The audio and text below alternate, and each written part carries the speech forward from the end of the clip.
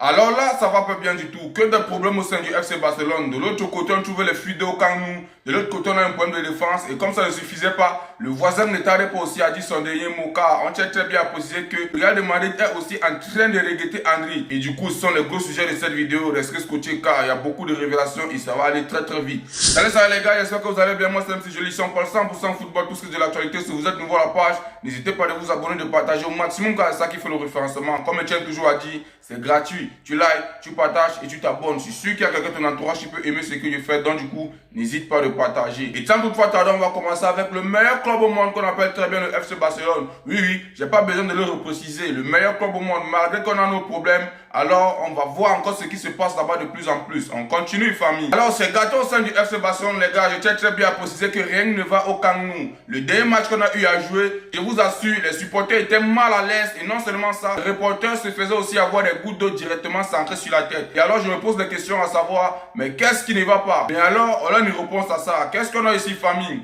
Fuite d'eau Camp Nou. Javier Tebas ne tarde pas à répondre à ces polémiques et très très discrètement. Le stade n'est pas encore terminé, il est en construction. Ce genre de choses arrive quand un projet est à moitié achevé. Nous le validons une fois les travaux terminés. Il faut bien comprendre ceci, le Camp Nou est l'un des meilleurs stades au monde. Ah ouais? Je pense qu'il est déjà intelligent, les gars. Je pense que là, il est déjà intelligent, hein, ce Javier Tebas. Le gars répond discrètement et dignement. Et je pense que c'est la meilleure réponse que moi je m'attendais. Alors là, il n'y a rien à reprocher. Et les gars qui se permettent de se moquer de nous, oui, parce que je suis barcelonais, les gars qui se permettent de se moquer de nous vis-à-vis de ce stade, vous avez tort. Comme il vient de le dire, c'est inachevé et c'est encore en construction. Et soyez même fiers que quand vous arrivez, on vous fait plaisir. Parce que le FC Barcelone ne tarde pas de vous faire plaisir quand vous arrivez au Camp Nou. Alors vous ne tardez pas de vous moquer de nous. Il n'y a pas de problème.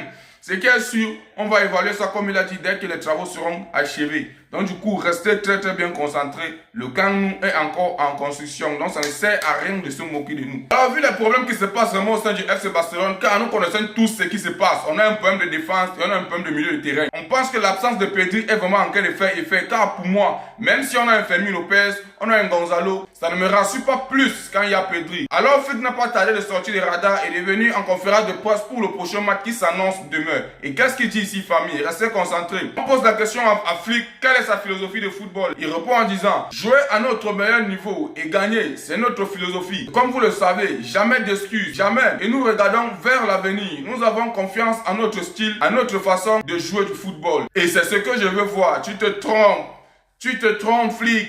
Tu te trompes. La façon dont vous jouez actuellement, ça ne rassure pas. Là maintenant, mais qu'est-ce qu'il raconte, Flick? Tu veux me dire que la façon que le FC Barcelone joue actuellement est une meilleure façon parce qu'on gagne les matchs? Mais ça ne rassure pas. Figurez-vous une seule seconde que demain on joue, c'est la Champions League. Si on arrive, demain une équipe qui joue bloc bas et qui nous marque directement, qu'est-ce qu'on va faire? Parce que là, vous donnez l'avantage à vos adversaires dès la première minute. Les gars vous malmènent et vous revenez à la deuxième période. Est-ce que c'est normal? Ça ne nous rassure pas. Depuis la première minute, nous on veut l'intensité. Comme je tiens toujours à préciser, si une équipe nous marque déjà depuis la première minute et que les gars rentrent à jouer bloc bas, on ne pourra rien faire.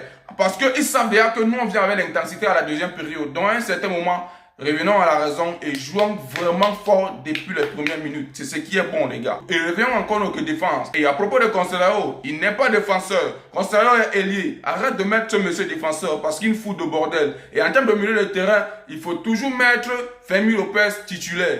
C'est tout ce que je peux te dire pour le futur match qui approche là. Car on n'a pas un Pedri. Si on veut vraiment gagner, on doit aller très très vite. C'est la Champions League. Comme vous le savez tous les gars, vu que ça faisait beaucoup polémique, c'est vraiment officiel actuellement. Officiel, Drogba quitte le club et signe au PSG pour un montant de 8,5 millions d'euros. Les Parisiens ont préféré ne pas lever sa clause libératoire et payer un peu plus pour éviter toutes les taxes et garder de bonnes relations avec le Barça. Et comme ça ne tarde pas, Laporta a été interrogé à propos du départ de Drogba et il nous dit ceci. Nous avons conclu un accord pour qu'il puisse prolonger son contrat à partir de ses 18 ans. Puis tout d'un coup, son agent est venu nous voir et est revenu sur tout ce qui a été accordé au départ et a déclaré qu'il avait finalement changé d'avis. Cela nous a évidemment surpris. Cette situation a été désagréable. Mais non, tu ne comprends pas.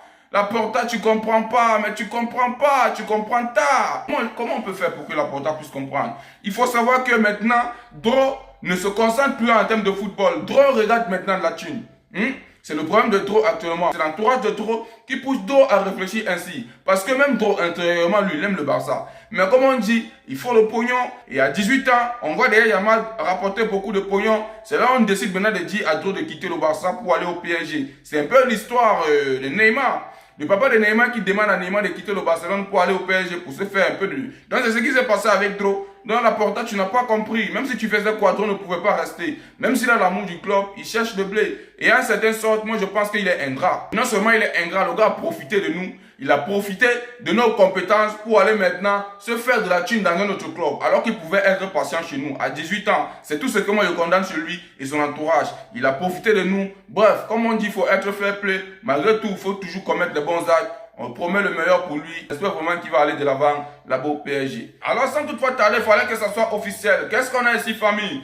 Fermin Lopez est sur le point de prolonger jusqu'en 2031 avec le Barça. La signature officielle pourrait intervenir jeudi ou vendredi. Maintenant, on attend ça depuis, les gars. Moi, je ne suis pas surpris à propos de ça.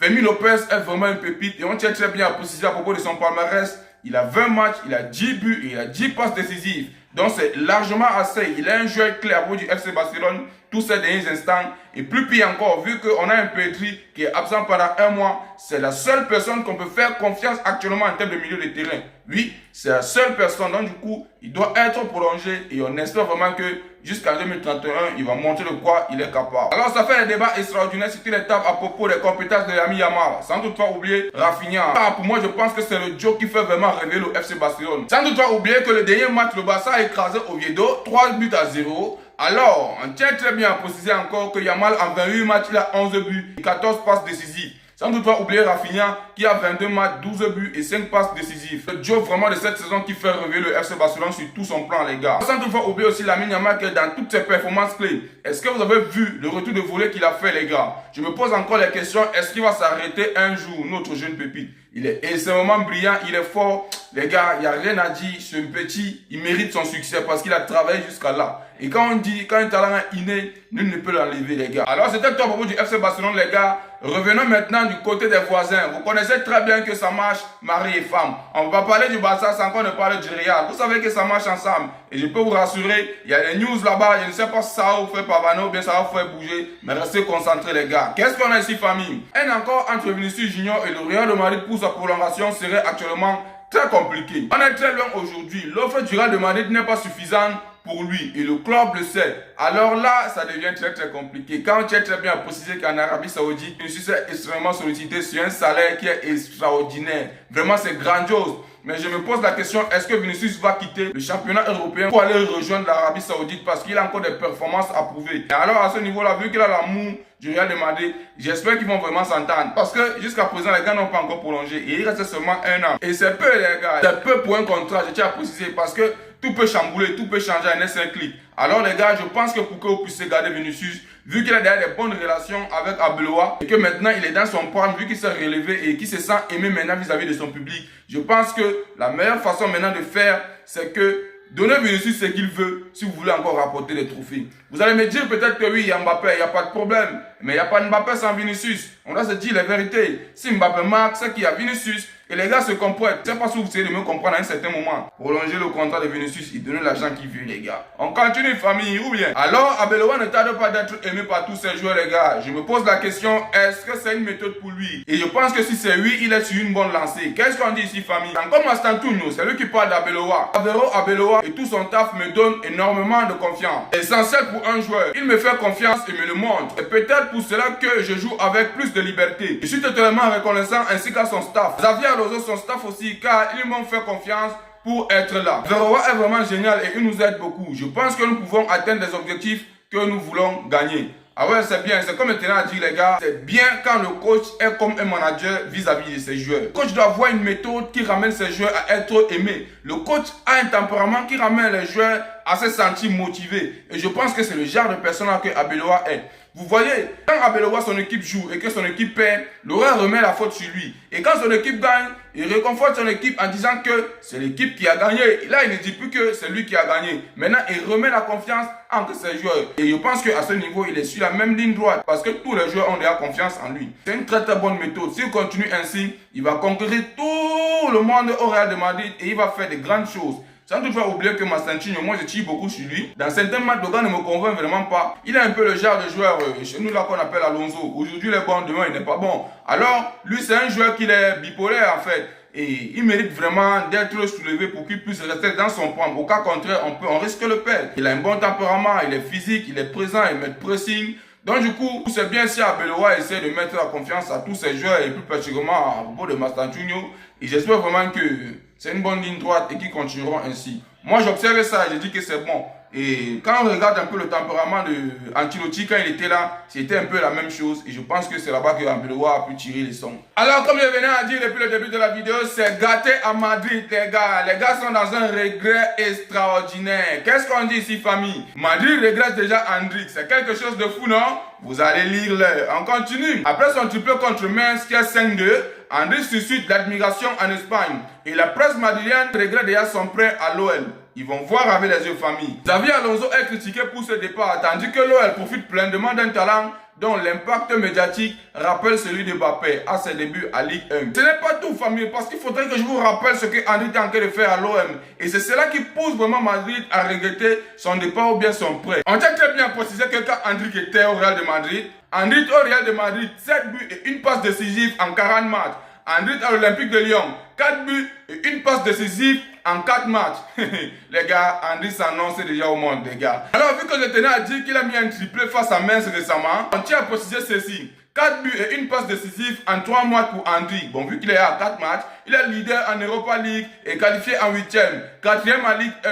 8 victoires consécutives. Qualifié en 8e de Coupe de France. Alors, les Lyonnais sont en train de profiter d'une énergie positive de Endrick pour se mettre au top du football français, les gars. Je pense que là, Endrick peut en être fier et les Madriens peuvent pleurer. Ils n'ont pas donné d'espace à ce petit de briller et de montrer de quoi il est capable. Aujourd'hui, les gars s'enflamment, mais où étiez-vous depuis? Où étiez-vous depuis? Et c'est qu'on dit toujours dans la vie, il faut toujours aller là où on te considère, là où on croit en toi. Je pense que Lyon accueille Endrick est la meilleure option vu qu'il est en prêt actuellement et vu que Lyon est en train de solliciter encore prolonger son prêt. Pour moi, je pense maintenant que c'est mieux de faire les échanges. On paie le Real, les gars restent avec Endrick une fois. Pour moi encore, je tiens à dire, pour le mieux de Endrick et pour ses fans, il ne faudrait pas qu'il rentre au Real parce qu'il veut. Mais il faudrait qu'il reste à Lyon parce qu'il va jouer. C'est ça la différence. Il peut rentrer là-bas et on lui fait toujours banquer. Parce que moi, je n'ai pas confiance à Arbeloa chez Endrick. Arbeloa, c'est comme si lui vient et se met toujours à lire les mêmes trucs là. Donc, pour le mieux de Endrick, mieux reste à Lyon pour que les Madriens puissent savoir que c'est pas bien de condamner quelqu'un comme ça, comme on a fait. Bref, c'était tout pour cette vidéo, les gars. J'espère que vous avez aimé. N'oubliez pas de vous abonner, de partager au maximum, car c'est ça qui fait le référencement. Comme Etienne toujours a dit, tu likes, tu partages et tu t'abonnes. N'hésite vraiment pas à t'abonner, car c'est vraiment important pour cette page. Et on se dit à plus pour une nouvelle vidéo. Ciao, ciao, ciao.